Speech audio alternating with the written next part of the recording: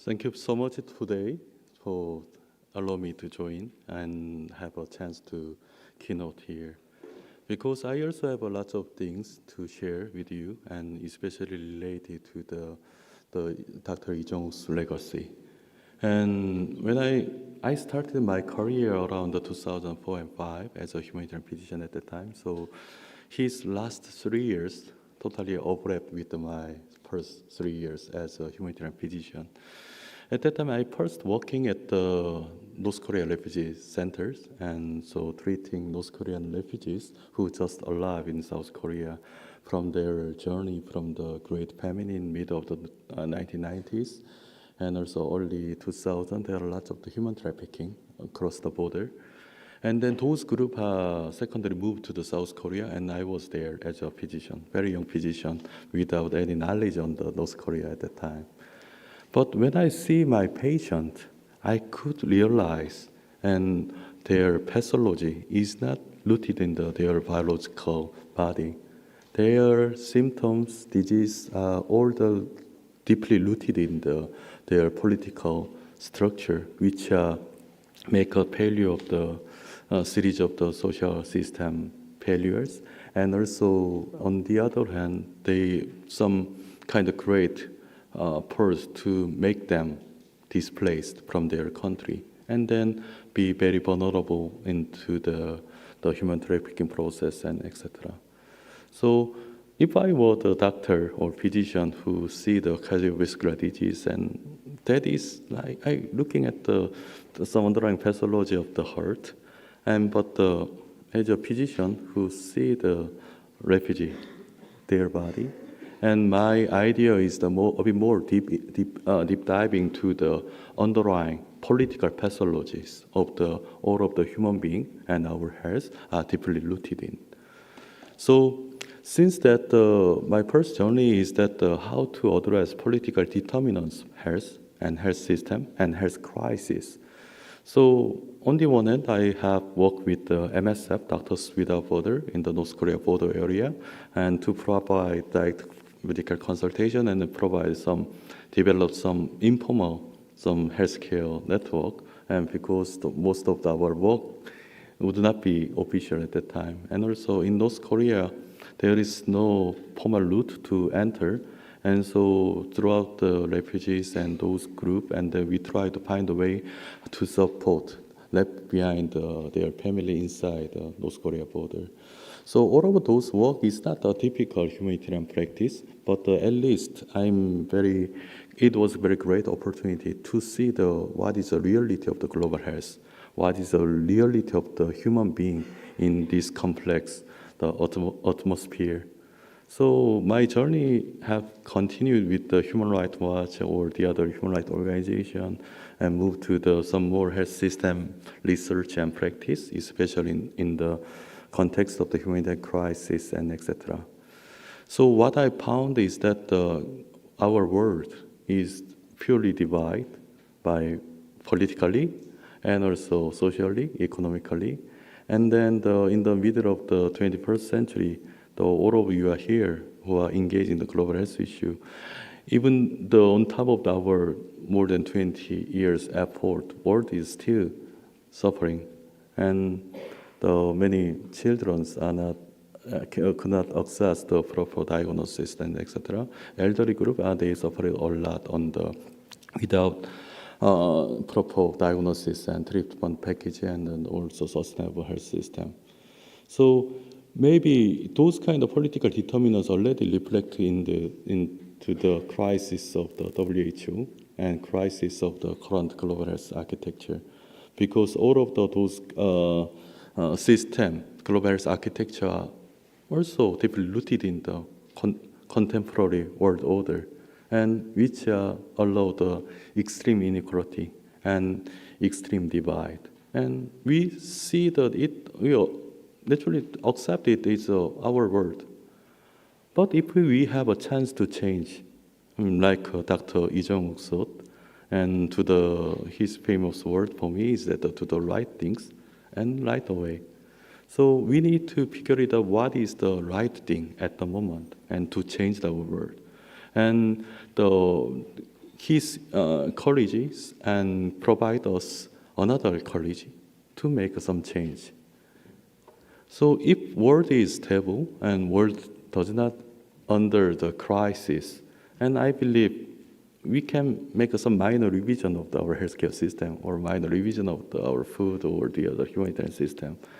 But problem, maybe opportunity and crisis, the characteristic is the world is under great transformation, especially with the climate change and also the other global health threat and conflict and the changing instability of the economic system and etc. All of those kind of crises now packaged as a public crisis. So maybe we can consider first on the climate change. All of you knows climate change, its impact, but maybe not many the crime crisis, even expert, they don't know exactly what kind of the complex pathway from the climate change to health and the increased mortality of the people and etc. So in that case, we need to address the cascading impact of the climate change. Climate change, there is not a single pathway to impact on health, but maybe when the key context I work in the lots of the humanitarian crisis, there was already climate change impact, especially on the people's changing mobility, and also that changing mobility increase social instability, and changing social instability can increase the risk of the conflict, and then if armed conflicts happen, everything is collapsed again. So those kind of virtuous cycle is now compounded with the other crisis event and like changing political economy, and which increased a lot of the risk of the conflict and changing pattern of the conflict, what is happening in the Ukraine, Gaza, and Iran and the other contexts. And a lot of the global leaderships and who are the mitigating or to scale back from their role on to stabilize world, and maybe they are now acting a bit differently compared to the last century. So in that case, we need to revisit again on our role as a global health actor. We accept this global structure, and then we only treat the symptomatic results from this disorder of the world structure, or we may need to engage a bit actively to change the fundamental structure of the global order. So for me, and if Dr. Jong-wook still here in the stage, and he may say we need to change the fundamental structure of the health crisis, fundamental structure which make half of our global population make them vulnerable and those kind of things. So world is still divided again, and politically, economically, and socially. But I found there is another driver which are transforming world, and I found it digital and artificial intelligence. And because the current world order is emerged and stabilized after industrial revolution, and now we are encountering new industrial revolution with artificial intelligence, and then it may provide a lot of the significant driver to changing our industry and changing our labor structure and changing international security matter. I can make a very specific example on that, but fundamentally, what I would like to address is that one of the key fundamental determinants of the global crisis and also health inequality, what I found is that the intelligence determinants of health. And because before the artificial intelligence, all world system is deeply rooted in the human-only intelligence system. And you know, the human-only intelligence system, there is huge imbalance and inequality. and cause if we make a better human health professional and or lawyers or scientists and etc., we need at least more than 20 years stable education system. But in many corners of our world, it is rarely possible. Even though there are external ODA or economic kind of contribution from the other sector, without the human intelligence system, mature human intelligence system, it cannot be translated into the more stabilized social system. So it was one of the key bottleneck at the moment. But about 10 years ago, and when AI emerged again as a promising technologies, I quickly accepted it as a game changer because at least artificial intelligence make some change on the pattern of the intelligence system in this globe, and which the most context I work is that another corner of the very unstable and also very weak the human intelligence system. So maybe we can, if we can add up this intelligence, new layer of the intelligence system on top of the unequal human-only intelligence system, maybe we may have another opportunity. Because in this speed of the development of AI, maybe it is much faster to make maybe 10 million doctor, and it takes another 15 years. But in this speed of artificial intelligence, we can see the more artificial intelligence we can combine with the existing health professional to scale up the level of the clinical capability in the level of the medical doctor.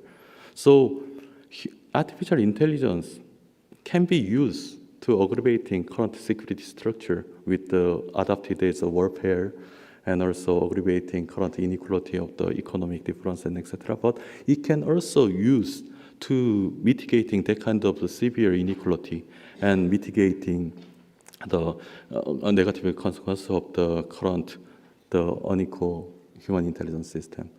So South Korea, this is not only the vision, and we are very actively implementing or translating artificial intelligence into the existing social system. So the framework, we call it the AI Universal Basic Society, using AI as a public intelligence, and it's kind of the intelligence infrastructure, so that all of the citizens or small enterprise or small scale clinic and those kind of group can access this new intelligence layer without barriers.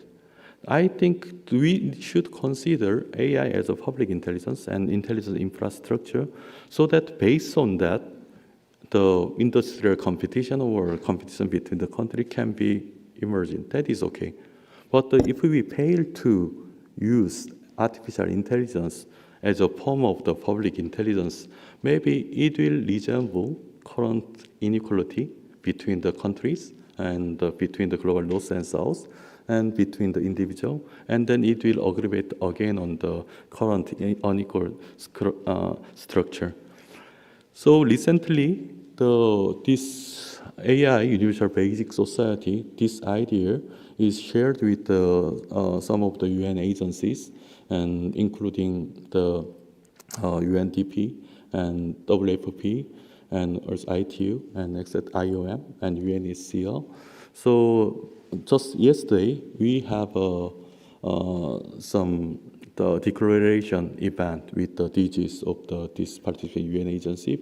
9 UN agencies are now gathered to have building a consensus on the global AI hub, and which try to make artificial intelligence for the more people-centered the healthcare system, people-centered social protection system, and people-centered migration governance, and etc.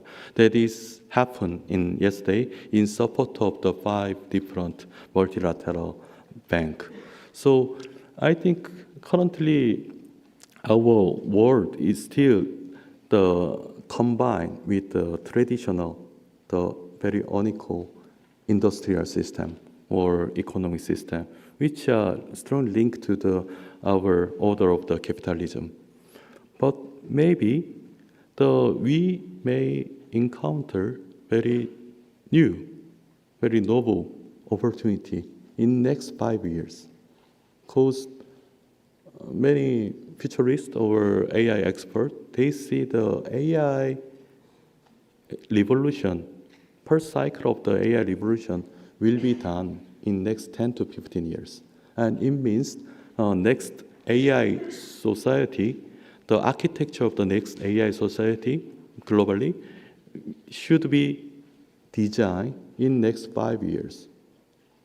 So if we are living in the very stable world, and if we will not encounter cascading impact of the crime crisis and or another public crisis event, maybe we can keep this system with some minor revision. But I would like to tell you, based on my last 2 decades humanitarian work in the global crisis context, we don't have such a system. We don't have a global crisis resilience system which make our people protected from under this emerging great risk of the global crisis. And UN agency, we are weaker than people.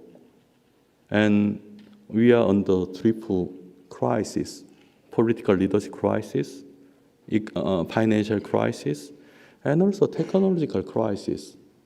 I'm not sure UN have currently enough technical capacity to encounter this crisis. UN does not have enough financial resource to encounter this level of crisis. Then, like a context, humanitarian crisis context, I have worked for in the last 20 years. Maybe we will witness the tons of the deaths and the social suffering from this very unstable transition. So, what I wanted to talk you telling you is that like Dr. Jong-wook's word, we should do right things right now. Without those kind of quick and massive movement at the moment, and maybe we may lose the golden time and to make transforming our world in the better kind of status and more resilient. And in that case, is the current great transformation of artificial intelligence into each societal level. It is led by the private sector. Some of the private sector and big tech company, they internally doing very well with some monitoring system, and then lots of engineers try to make their technology for the better world. But they are outside of the public governance. And if artificial intelligence or another layer of the grand transformer work in the negatively or work in this structure of the inequality, I don't think we may have a better world compared to the period of the Dr. Jong-wook. So I would like to address again reaching the past of the Dr. Jong-wook's his effort, and also reaching there are some of the new generation and new future leaders. I can see your effort and your perspective on the contemporary world. Maybe we can redesign the global architecture, and which are deeply rooted in these great transformers as AI or climate and etc. So I hope all of us or all of you, we can make our effort together for the better change. Thank you so much.